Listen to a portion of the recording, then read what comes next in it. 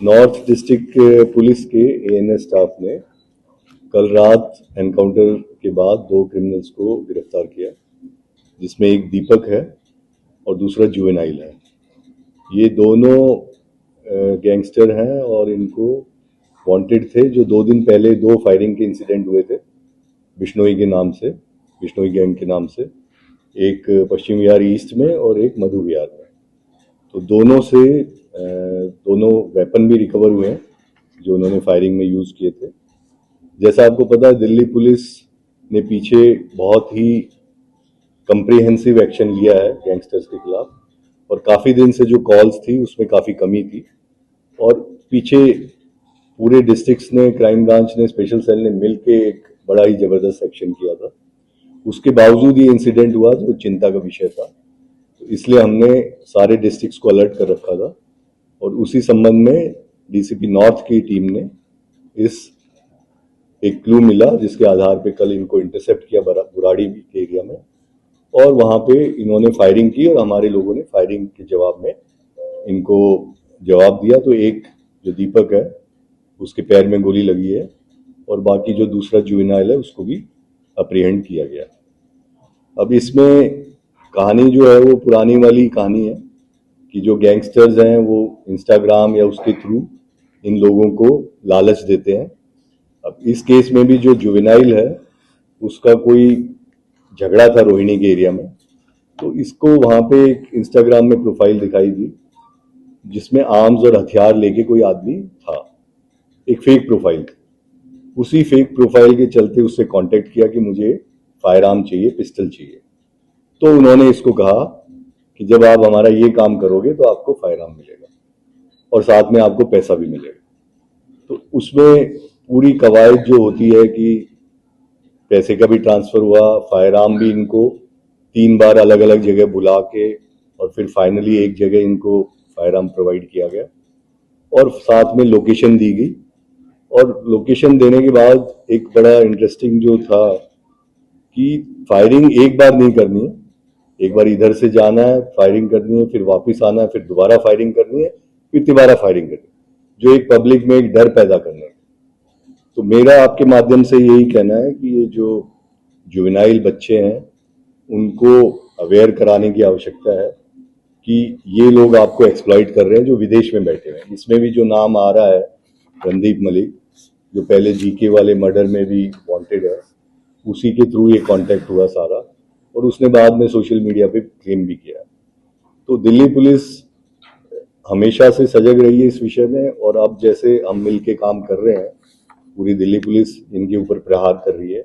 और अभी interstate coordination meeting में भी ये डिस्कस हुआ कि न केवल दिल्ली पुलिस बल्कि Haryana police, Rajasthan police, Chandigarh police, Punjab police और उत्तर प्रदेश पुलिस, जहाँ जहाँ इनका वर्चस्व बना हुआ है, तो हम सब मिलके काम करेंगे। और जब मुझे लगता है हम सब मिलके काम करेंगे तो इनके इतने रिसोर्सेज नहीं है कि ये बहुत ज़्यादा दिन चल पाएंगे। तो इसी पे मैं अश्योर करता हूँ आपको कि दिल्ली पुलिस गैंगस्टर वाले मेनेस को बहुत सीरियसली ले रही है, और जिस प्रकार 24 घंटे के अंदर इन्होंने इसको ट्रैक भी किया और फिर पकड़ा भी और फिर एनकाउंटर भी हुआ, सारी चीज़ें विद इन 24 आवर्स हुई, वो बताता है कि हम लोग इस बारे में कितने सशक्त हैं और कितने निश्चित हैं। और इसमें जो मधु विहार वाला जो केस है उसमें 5 करोड़ की फिरौती आई थी, और जो दूसरा केस था यहाँ पे जिम वाला, जिसके अंदर जो रौनक खत्री का जिम है उसमें मिलियंस ऑफ उसके रोहित खत्री सॉरी उसके मिलियंस ऑफ फॉलोअर्स हैं, और उसको भी इस प्रकार की धमकी दी गई थी कि हमारा फ़ोन नहीं उठाओगे तो ठीक नहीं होगा। तो हमें आपके माध्यम से ये भी कहना है कि किसी को भी किसी प्रकार की भी धमकी आती है तुरंत हमें बताएं, हम उनको प्रोटेक्शन भी देंगे, और इनको जितने गैंगस्टर्स हैं इनके खिलाफ सख्त लीगल एक्शन लेंगे।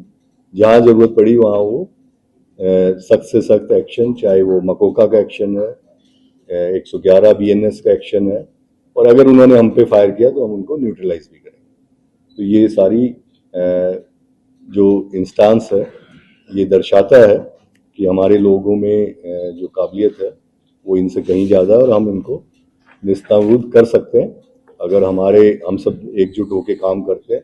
उन डरने की किसी को आवश्यकता नहीं है।